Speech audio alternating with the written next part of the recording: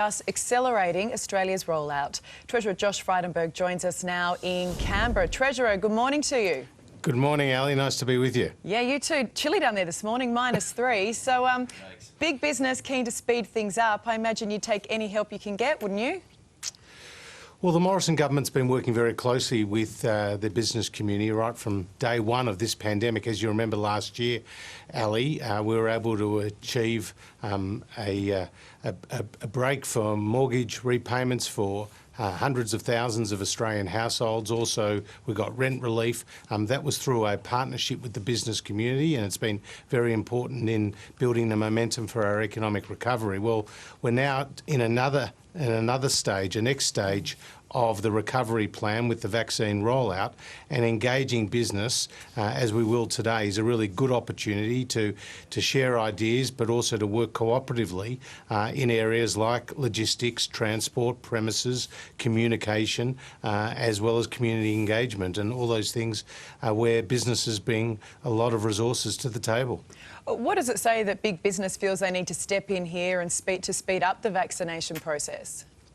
Well, it's a Team Australia moment. It's about every aspect of the community working together, whether it's households or whether it's businesses, whether it's the not-for-profit sector or our amazing frontline health workers. Everybody has a role to play in not just the vaccine rollout, but in suppressing the virus and beating this pandemic, and that's what we're seeking to do. And around the table today will be more than 30 CEOs and industry group leaders representing more than 7.5 million Australian workers. The CEO of Coles and the Commonwealth Bank will be there, together with Telstra and Wesfarmers, Virgin and Qantas, and many others. So we'll all be engaged in the single same task, which is how do we suppress the virus and roll out the vaccine as quickly as possible. Well, some big hurdles there to overcome, obviously, in regards to privacy and indemnity. You'd also have to be confident of supply. We've got large amounts of Pfizer due in September. Is that certain? Well, we've got agreements to have that supply come online. Right now we're getting 300,000 a week. By the end of this month, it's expected to get to 600,000 a week, and by October, 2 million doses of the Pfizer vaccine or mRNA vaccines a week. That's going to help speed up the rollout, which has already seen more than 8.3 million jabs being delivered, and importantly, the most vulnerable cohorts, like the over 70s, have seen more than 70% of people receive the jab. The over 50s, more than 50% of people receive the jab, and across the eligible community in Australia, more than 30% have received the jab. So we are rolling out the vaccine as quickly as possible, and bringing businesses to the table today will be very helpful in that regard. Well, until we speed things up, lockdowns like we're seeing in Sydney will continue. As we just heard, Sydney and the greater area extending by a week. Do you think that's the right call?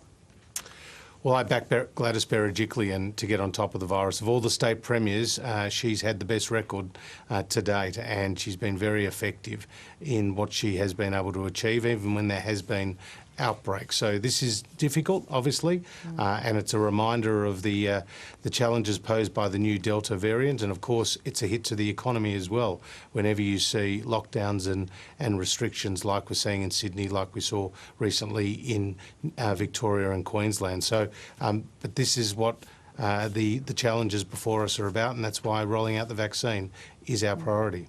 Tough for businesses when you've pulled JobKeeper. We had Ines Willox from the Australian Industry Group on the show earlier saying that businesses are, and I quote, dying a slow death, and that you need to be doing more to provide support and sooner. Fair call, since the slow rollout is on your government?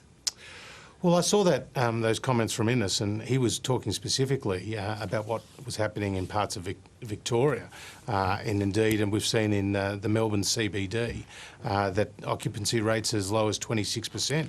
But I do remind you, Ali, that across the economy, we've seen the unemployment rate fall to 5.1%. We saw in the month of May 115,000 new jobs being created, and we, ahead of any other advanced economy in the world, have seen more people in work today than before the pandemic began, and our economy bigger today than before the pandemic began. So no further help for those businesses in trouble right now because of the lockdown? Well, we put in place additional support in the budget in the expectation that there would be further lockdowns and outbreaks, more than $41 billion in direct economic support. And as you know, we're providing payments of either $500 or $325 to workers who have been subject to a lockdown of more than a week, depending on the number of hours per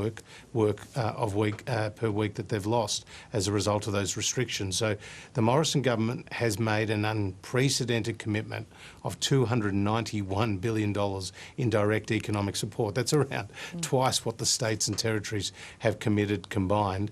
So we've done the bulk of the heavy lifting, and we continue to provide that support right to the end of this pandemic. Well, and you've said that we need to learn to live with COVID, and we just hear that no Grand Prix for Melbourne for the second year running, or MotoGP. That's a huge hit. Australian Open potentially in doubt too. What is the vaccine target in your mind for us to avoid further lockdowns and for us to let people in without quarantining if they're vaccinated?